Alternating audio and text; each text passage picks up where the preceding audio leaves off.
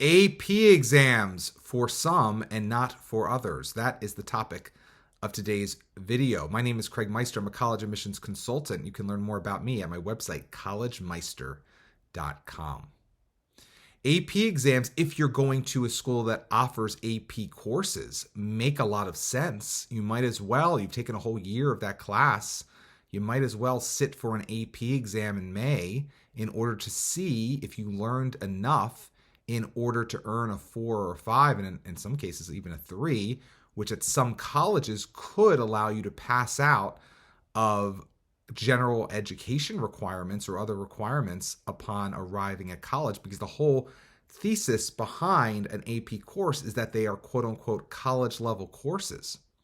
And so for years, decades even, many colleges in the United States would allow students who score well on an AP exam to bring those scores to the college, show them to the college upon matriculating, and earn college credit for them so that the student could either graduate early or go into a higher level of a particular course earlier.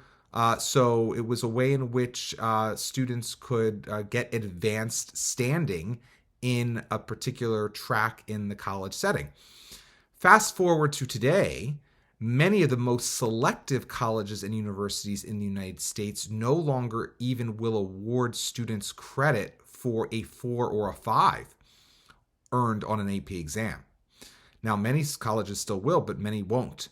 And so you have to be really thoughtful as it comes down to stressing. Of course, there's no need to stress about AP exams because it's very possible if you're going to a highly selective college or university, whether you get a 2 or a 1 or a 4 or 5 matters not at all for you, because it's not going to impact your admissions decision for sure.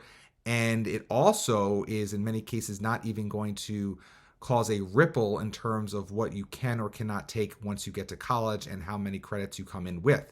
So that's very important, even if you go to an AP high school that offers AP courses. Now, what if you go to a school that does not offer AP courses?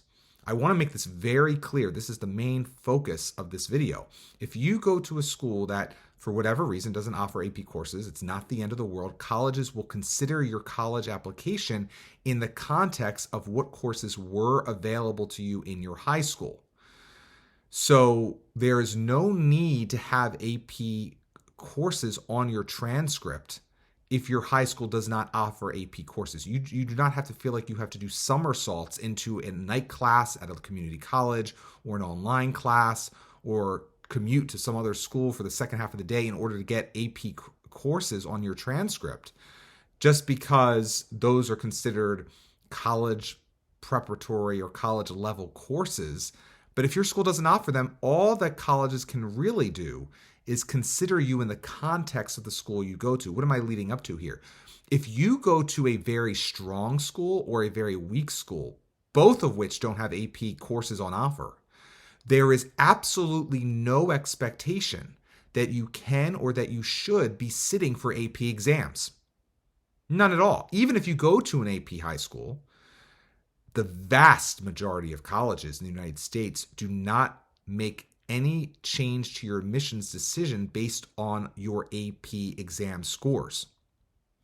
But if you do not go to an AP high school and you have never had a chance to take an AP course, what are you doing messing around taking an AP exam at the school down the road in May? What are you trying to prove? The only reason you would maybe want to consider doing that is if you absolutely know you are extremely strong in a subject and you are short on funds and you are going to a college that does accept AP exams that are strong scores as credit. That would maybe be a situation in which you may want to try your hand at 1 or 2 or however many AP exams in that subject area. If you can find a seat at a school in town that offers it in May to see how you do on the AP exam. Now, I would take a full-fledged practice AP exam first at home and only attempt to do what I just described if you were scoring a 4 or 5 on it. To go through all the hoops of trying to call schools and see if you can sit for an exam at another school other than yours, since your school doesn't most likely offer AP exams on campus since it's not an AP school, that you sure as heck want to be pretty confident that you're going to earn a 4 or 5 on the AP exam. There are some schools, private schools in particular, that will often offer AP exams on their campus, on its campus, even if they do not offer an AP curriculum, because they want to do, I guess, what they think is in the best interest of their students, and it's a legacy thing, and maybe parents have complained in the past, and so they'll allow you to sign up for an AP exam sometime in the winter or even as early as the fall to take the next spring, even though there's no AP U.S. history class or whatever offered on campus. You can sit for an AP U.S. history exam on the campus in May. But I honestly think that's sending mixed messages. If the high school has determined that it's not going to be an AP high school, it's not going to offer an AP curriculum or AP courses, for them to offer AP exams on campus, I think is sending quite a mixed message, and is ultimately potentially opening up a can of worms for the students, the teachers, and everyone else on campus. Do what you do best. Stick to who you are. Know who you are, both as a school, but also as a student. If you are a strong student in the curriculum offered at your school, go hog wild on doing great in that curriculum. Get great grades in that curriculum with any extra bandwidth that you have, and involve yourself in activities. Take it the SAT or ACT by all means, but don't go looking for more tests to take. Especially if there's any doubt about the quality of the instruction in the courses that you've taken that most align with the AP curriculum, because then you could jump through these hoops, take an AP exam, and end up getting a 2 or 3 on it. And you've lost money. You've taken an AP exam, you probably have paid for it, you maybe have studied for hours for it. What's the point been? So don't try to walk and chew gum at the same time if you don't have to. You might as well just do the best you can on the curriculum you have. So the moral of the story: colleges in the admissions process, since I'm a college admissions coach, in the United States could not care less about whether or not you, as a student at a non-AP high school, are going to try to sit for an AP exam. They couldn't care less.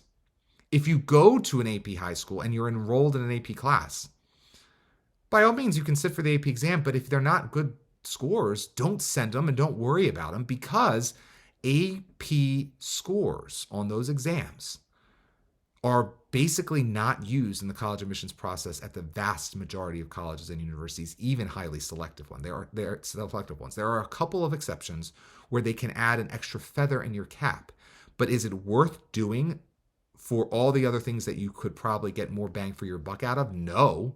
I would much rather you focus on getting straight A's over the entire 4-year experience in high school and the curriculum offered at your school than spending even 1 second of time prepping for an AP exam if you're not in an AP curriculum. Even if you are in an AP curriculum, stressing about getting a 4 or 5 on an AP exam is completely waste of time in a test optional environment, particularly test optional for the big test, the SAT and the ACT, let alone a test that's really rarely, if ever, been used in the college admissions process, AP exams. It would be a much better use of your time to become an extracurricular all-star or pursue your extracurricular or passions in a way that is unique and original. That would be a much better use of your time than prepping for, worrying about, stressing about, studying for, trying to teach yourself an AP curriculum or reteach yourself because maybe you had a bad AP teacher if you actually do go to an AP school. Whatever the case may be, the moral of the story is AP exams are completely ridiculous to take if you are, in most, again, 99 times out of 100, if you are at a school that does not offer the AP curriculum. If you are at a school that offers the AP curriculum, sure, take it if you want to take it. If you want to take it, if you have to take it, if your school's making you take it, but don't stress about it. And if you end up getting all 2s, even though you got straight A's in those classes, just don't send the scores, move on, don't report the scores. It's not going to impact your college admissions process at the vast majority of colleges that are reviewing your application. Again, my name is Craig Meister. If you want to learn more about me, you can go to my website, collegemeister.com. If you like this video, please give it a thumbs up.